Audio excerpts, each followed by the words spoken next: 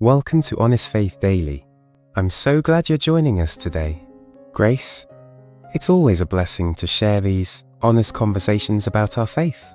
Today, let's dive into something heavy but real. Why does God let bad things happen? Hey, James. Thanks for having me again. Honestly, this question has been on my heart a lot lately. I look at the world, wars, sickness, personal losses, and I just wonder, where's God in all this pain? If he's good and all-powerful, why doesn't he stop it? That's such a real question, Grace. It's one that every believer wrestles with at some point. Suffering can feel like a wall between us and God's love. But the Bible doesn't shy away from this. It meets us right in our pain with truth and hope. I want to believe that, James. But sometimes it's hard. Like, I have a friend who just lost her mom to cancer. She's angry at God, and I don't know what to say. How do I even comfort her when I'm struggling with the same questions? I hear you, Grace. It's okay to feel that tension. God isn't afraid of our questions or our anger. Psalm 34:18 says, "The Lord is close to the brokenhearted and saves those who are crushed in spirit." That's not just a nice verse, it's a promise. God is near your friend, even in her grief, even if she can't feel him right now. That's beautiful, but it still feels so unfair. Why does someone so kind have to suffer like that? I keep thinking, what did she do to deserve this? That's a natural response, Grace. We want life to make sense, to be fair. But the Bible shows us the suffering isn't always a punishment. Think about Job. He was righteous, yet he lost everything: his family, his wealth, his health. Job asked God why, but God didn't give him a neat explanation. Instead, he revealed his sovereignty and his presence. So you're saying we might not get answers? That's kind of hard to accept. I want to know why my friend is hurting. I want to know why I feel so helpless sometimes. I get that, Grace. The longing for answers is human. But God's ways are higher than ours. Isaiah 55:9 reminds us of that. Sometimes, he calls us to trust him in the mystery. That doesn't mean he's distant or uncaring. Jesus himself suffered on the cross, taking on the worst pain imaginable. He knows what it's like to feel abandoned, yet he trusted the Father's plan. That's true. I never thought about Jesus feeling abandoned, like when he said, "My God, why have you forsaken me?" If even Jesus felt that, maybe it's okay for me to feel it too. Exactly, Grace. Your feelings aren't a lack of faith. They're part of being human in a broken world. Romans 8:22 says the whole creation groans under the weight of sin. Suffering is part of this fallen world, but it's not the end of the story. What do you mean by that? Because sometimes it feels like suffering is all there is. Like, how do Weberhood? I'm not sure how to do it. I mean, I've got 3 kids, and life's already so full with them. When things go wrong, like my oldest getting bullied at school, it shakes me. I want to fix it, but I don't know how. And it makes me question why God lets these things happen. Oh, Grace, that's tough. Parenting brings its own kind of heartache, doesn't it? You want to shield your kids from every hurt, but you can't.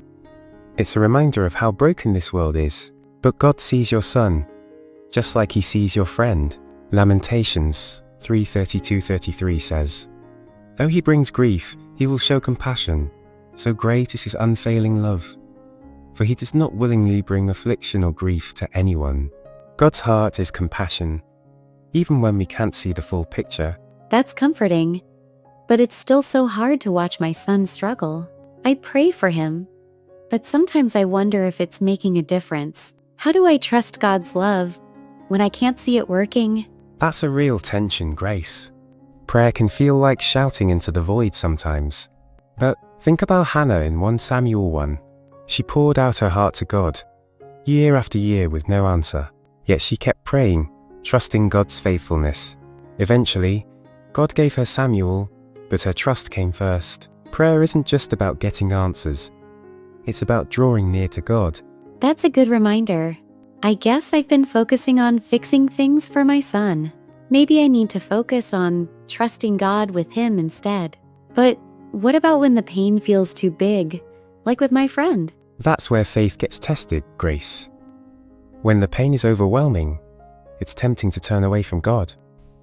But Hebrews 4:15-16 tells us Jesus is our high priest, who sympathizes with our weaknesses. He invites us to come boldly to his throne for mercy and grace. Your friend's loss is heavy, but Jesus carries it with her. That makes me think of my kids again. When they're hurting, I just want to hold them close. Is that how God feels about us in our pain? Exactly, Grace. God's love is like a parent, fierce, tender, and always present. Zephaniah 3:17 says he rejoices over us with singing. Picture that. God singing over you and your friend in your pain. He's not distant, he's intimately near. That's such a beautiful image. It makes me feel less alone in all this. But how do I help my friend see that when she's so angry? Anger is a real part of grief, Grace. Don't try to fix her feelings. God can handle them. Just listen, love her, and point her to Jesus when she's ready. 1 Peter 5:7 says, "Cast all your anxiety on him because he cares for you." Your presence can be a reminder of that care. I think I've been scared to say the wrong thing, but maybe just being there, like you said, is enough. I can pray with her, even if she's not ready to talk to God herself. That's it, Grace. Your love reflects God's love. Sometimes, the ministry of presence is the most powerful sermon. That takes some pressure off. I don't have to have all the answers to show her God's love. I can just sit with her in the pain. Yes, and that's biblical, Grace. Romans 12:15 says, "Rejoice with those who rejoice. Mourn with those who mourn." Mourning with your friend is holy work. It's sharing in Christ's sufferings and his comfort. That's deep, James. It makes me see my role differently. It's not about solving her grief, but sharing it with her. That's the heart of Christian community, Grace. We bear each other's burdens. Like Galatians 6:2 teaches, you're being Jesus' hands and feet for your friend. I'm starting to see that. It's still hard, but it feels meaningful, like God's using me, even in my own doubts. He is Grace. Your willingness to show up is his strength in you. Philippians 2:13 says, God works in us to will and act for his good purpose. Your love for your friend is part of that purpose. That gives me hope, James. Not just for my friend, but for me too. Like, maybe God's working in my pain too, not just hers. He is, Grace. Every moment of suffering is a chance to know him deeper. 2 Corinthians 1:3-4 calls God the Father of compassion and comfort. He comforts us so we can comfort others. That's so powerful. It's like my pain isn't wasted. It's shaping me to help others, like my kids or my friend. That's the redemptive beauty of the gospel, Grace. God doesn't waste a single tear. He's crafting a story of hope through your life. I want to hold on to that, James. It's hard, but it makes the pain feel less pointless. Like there's a bigger story I can't fully see yet. That's faith, Grace.